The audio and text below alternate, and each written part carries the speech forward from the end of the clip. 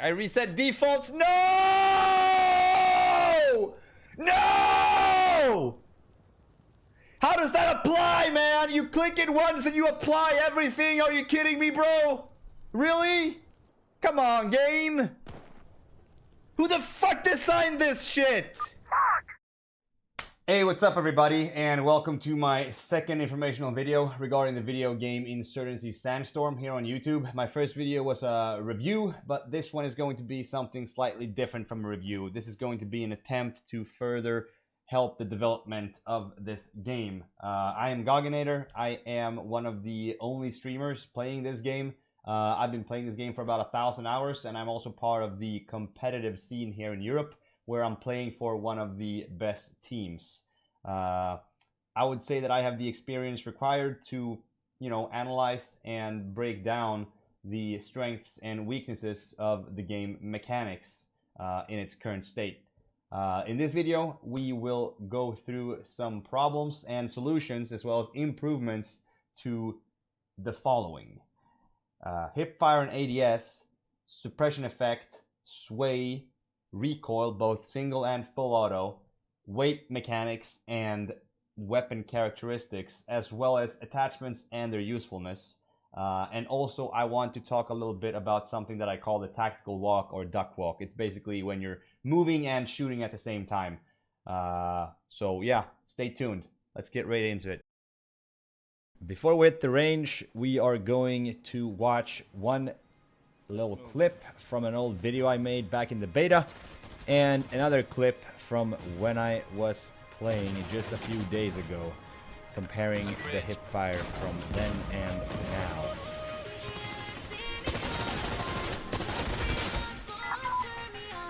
Yeah, this is amazing. This is fucking amazing, dude. This is fucking amazing. I'm not joking. This is the best shit I've ever had.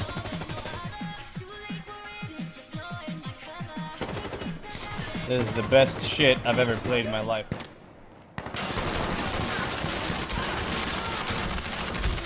The fact that it took that long to hit those hipfires is just ridiculous, honestly. I'm pretty sure that you can see the difference between the two clips. One of them is very consistent and the other is very RNG, and it's very difficult to hit those shots. Here I will demonstrate the current state of the hipfire compared to the ADS.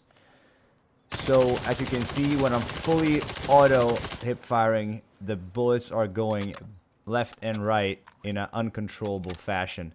The only thing I'm really controlling right now is the vertical recoil, and it is also just as inconsistent. Even though I'm just tapping with the weapon, it bounces like it's got more recoil than a 50 cal. The problem I see with this is that it's basically rendering the laser sights and tracer rounds specifically for the machine guns useless, because hip firing is no longer a real option to use unless you're facing players that are unable to shoot back. This is, in my opinion, one of this game's strengths turned into a weakness. As you can see by these clips from real life, it is highly appropriate to hipfire with machine guns, especially the M240, as you can see by the Swedish soldier in the previous clip using that technique. It is something in Sweden that we are taught and trained to do, with the M240 specifically. Some people even say that you can't even shoot it accurately standing. I kind of disagree, man. This brings us to the second topic that I want to talk about in the video, and that is recoil. So the way the recoil works in the game right now is that it climbs by every shot you take, and it leaves you at this new point of aim instead of returning you to your initial aim point.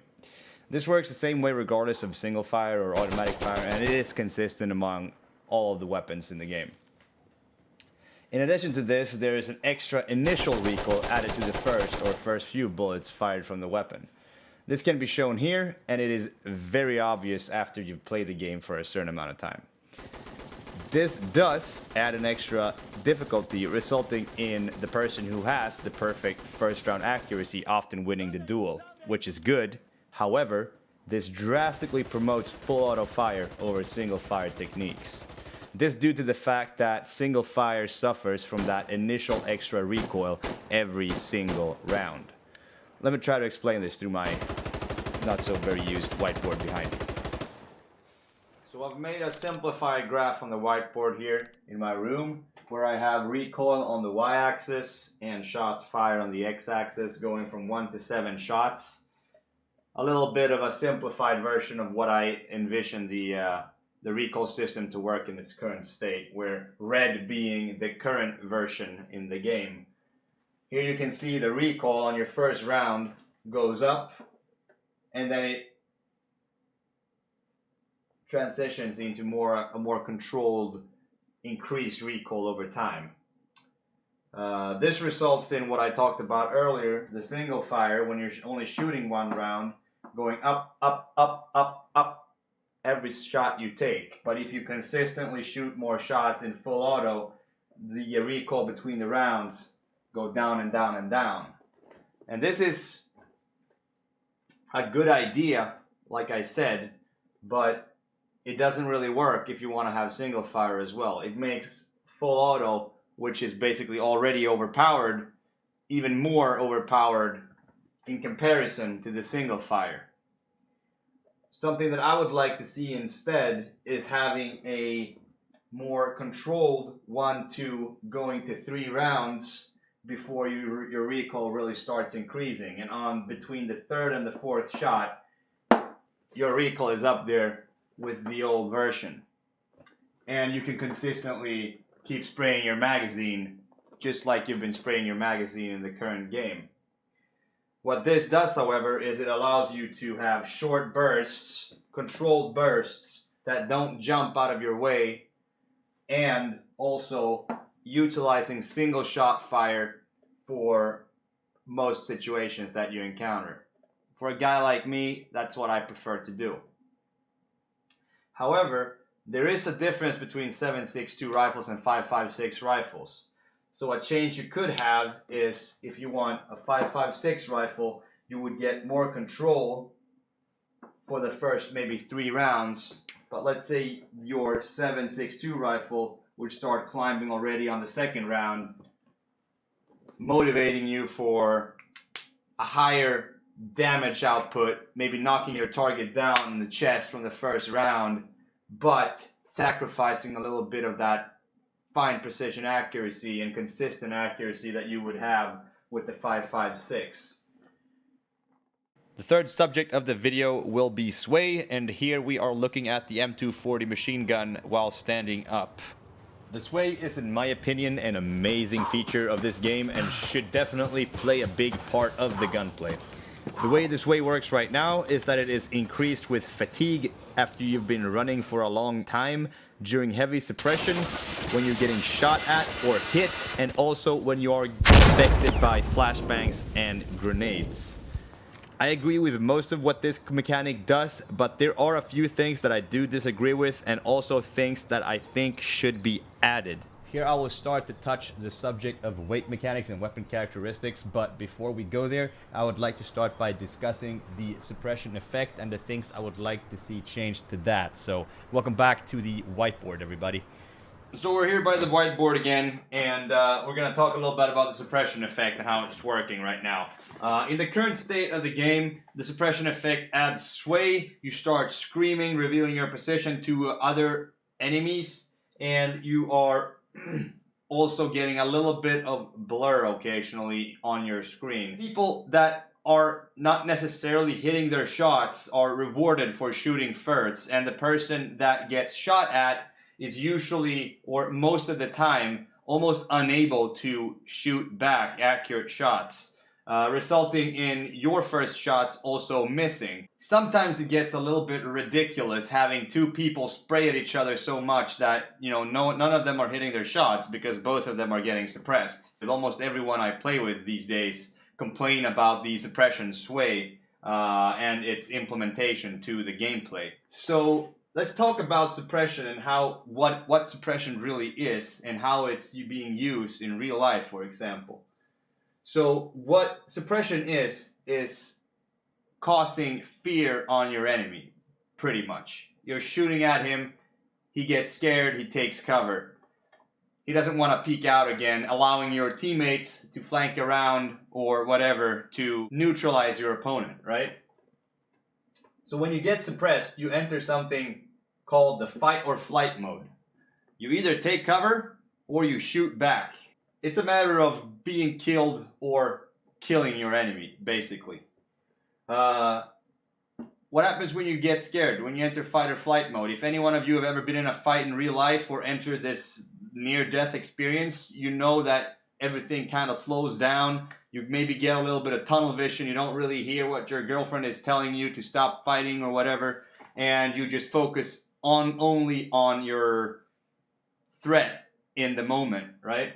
So you get something of tunnel visioning, and also I would assume subjectively some hearing impairment, considering the fact that you can't hear your girlfriend screaming at you in the background. All you really care about is punching this guy in the face, right? Similarly, I would suggest that the same thing happens in real life combat as well. You're getting shot at, you want that guy out of your picture. You don't really care about what this guy is saying next to you or what that guy is screaming or whatever the case may be. You just want to hit your shot and get the problem out of the world, right? In the game and in real life, you hear those cracks going on around you coming from the sonic booms, or I don't know what the English word for it is, whiplash kind of effects coming out of the bullets, causing a lot of noise. That could also affect hearing impairment. So how would you implement this to the game? Well, let me show you.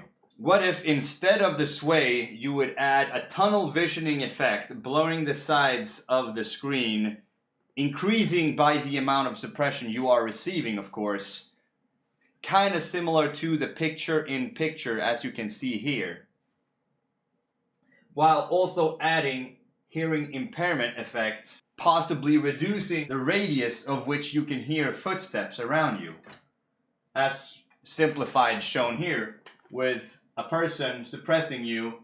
Before you're suppressed, you can hear footsteps in the green circle, not allowing this flanking teammate to come any closer before you detect him. But upon being suppressed, your hearing is reduced, and the teammate of the suppressor can therefore flank closer, possibly get a killing shot from behind without you even noticing him coming. On top of that, it would also keep you able to fight because of the sway not being there. The only impairment you really have is the tunnel vision effect instead of the sway. So if you see the enemy, you will be able to fire back accurate shots and hopefully enter fight mode and kill the enemy rather than being killed because you can't shoot back. This would also, in my opinion, motivate players to use the flash hiders and suppressors, as shown here in the video that I made with the help of my good friend Bullet, where you can see when he's not using a flash hider, you can clearly see his flash on the side of the screen, and you could therefore easily move your aim towards him and hit your shots. But when he's using a flash hider or a suppressor, it is noticeably harder to spot him in the blurred vision of the suppression effect. Having suppression out of the way, we can now continue to weight mechanics, weapon characteristics, and possibly wove in some tactical walk and duck walk into the mix as well. Starting off with weight mechanics. The weight mechanics in the game work as though you can see here. I choose a weapon, it adds weight to the bar in the top left corner. I add some grenades, I add whatever, armor, extra pistol, sidearm, grenades, you name it, it adds weight to that bar. And the more weight you have, the slower you run and the slower you ADS. However, in this case, you can see that the M240 provides me with the same mobility as if I would be wearing plates and a Glock, which in my opinion is kind of ridiculous. Wearing a nade as well puts me at a weight above the M240, which would result in me being more nimble and agile with the M240 running around than I would be with simple plates and, in this case, even an MP5. This is, in my opinion, kind of contradictory and not that intuitive, So I would like to provide a different solution for both the weight system and something to add more character to the weapon systems in the game. Let's begin by comparing the difference between a 100% loadout and a 26% loadout using the G3 as our main weapon. In this comparison, you will be able to see that there is a difference in momentum and mobility while moving with your weapon ready, as well as while you're sprinting. There is also a difference in ADS speed, both while standing still and coming out of a sprint. This affects all weapons the same and is controlled by the amount of total weight that your player is carrying. This brings us to the final chapter of this video, where I will propose solutions and also debate some of the reasons for why I would think they would be a good idea to implement. Please keep in mind that it is difficult for me to truly make you understand my vision, and I therefore encourage you to try to keep an open mind, and feel free to discuss these mechanics with me on the forum post that I've linked in the description below. My intentions are purely to improve the game mechanics due to the fact that I see this game having extreme potential when it comes to realistic close-quarter combat in combination with competitive play. He picks this guy first through the wall, beautiful headshot, and then these two players stack up and he gets 2 fast kills right there. Absolutely beautiful, great play by goggenator. Okay, so we're back at the whiteboard for the third time in this video. It's gonna be the last one, and here we're going to try to weave everything together that we've talked about. We've talked about Hipfire and the randomness in the current state. We've talked a little bit about ADS. We've talked about recoil.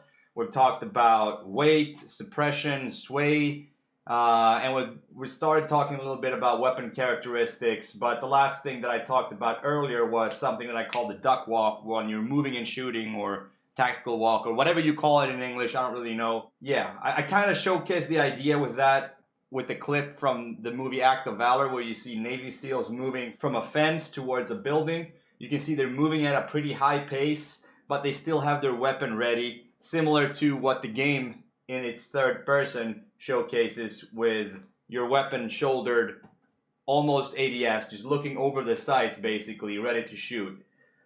This is a technique that I would suggest at least gives you accuracy from distances from 5 to, I would almost say, 50 meters if you're talking like full body exposure targets. The most skilled Navy SEALs can probably hit headshots from that distance, but I would suggest somewhere around 25 meters is where people feel comfortable shooting with that kind of moving style, while keeping a pretty high pace, of course. But in the game right now, the RNG of the Hipfire is not even consistent at a distance of 5 meters. So the idea of implementing this kind of duck walk or whatever tactical walk into the game is to promote the dead zone Hipfire to the game back. In order to utilize weapon attachments such as the tracer rounds for the machine guns and laser sights for all weapons, basically. So before, when we had it, people complain about the game being too fast-paced, and that's where I would like to balance the game through speed and weapon characteristics instead of just nerfing Hipfire entirely. I would like to keep the dead zone Hipfire similar to the way it was. It could be more difficult, whatever, but it should be something that you want to utilize in CQB. It would also promote the use of pistols and weapon swaps, depending on which situation you land in. I think in total it would add more variety to the loadout builds. So what am I talking about? Okay, the current weapon system, or the weight system, works like this. You have a total weight that affects your ADS, it affects all momentum, and it affects your sprint speed. Maybe there's more variables into this, whatever. Please, let me know. But my solution is cutting it into 2 different weight systems. So you have the total weight that would, in my solution, affect sprint speed, your vault speed, and your momentum while sprinting. So this would affect the time it takes for you to go from point A to point B the fastest. For example, if you want to rush B, for example, you want a low total weight that you run faster. But your weapon weight in hand would determine how fast you're moving in your tactical walk, your duck walk, or your Hipfire mode. And this would determine what your ADS speed and your ADS movement would be. It would also affect your Hipfire movement speed, but also affect your sway while you're standing up and shooting. So to put it simple, it would mean that the MP7 or the pistol would be something that you want to use if you want to move faster while hip firing and ADSing. And something like the FAL or the machine guns would be something that weighs a little bit more and would have you a little bit slower when you're walking ADS mode and also when you're clearing corners with your hip fire.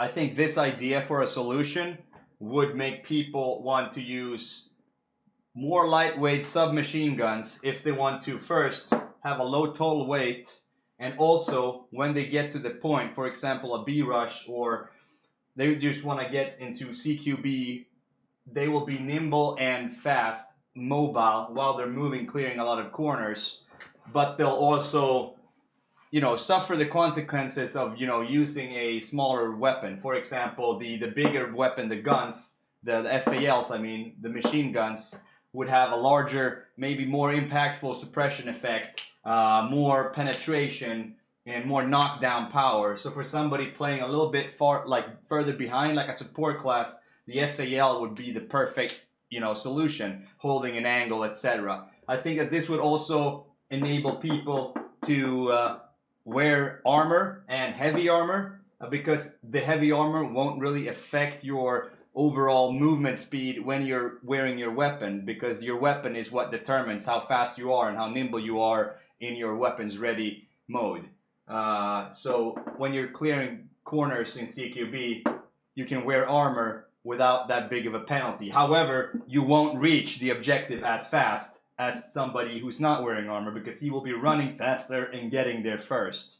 So I think that motivates more loadout variety and more creative ideas on how to play the game.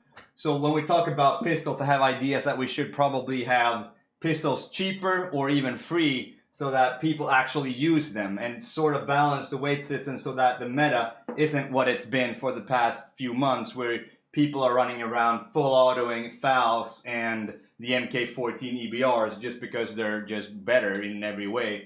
But instead maybe have a pistol sidearm always available to you, so that you can choose your first weapon and have attachments for it, but also be able to, when you run out of ammo, switch to your pistol without having to sacrifice everything that you kind of want in the round for it. So this is where I'd like to end the video. I would like to thank you for watching it all the way through, and I would invite you to discuss this on the forum post that I made on the Focus forums, linked in the description below. I hope the game that we have here will develop into a fantastic, competitive, hardcore shooter that it deserves to become, and I will keep fighting for that to happen. There you go. Nice. Ooh, ace. Easy. Nice.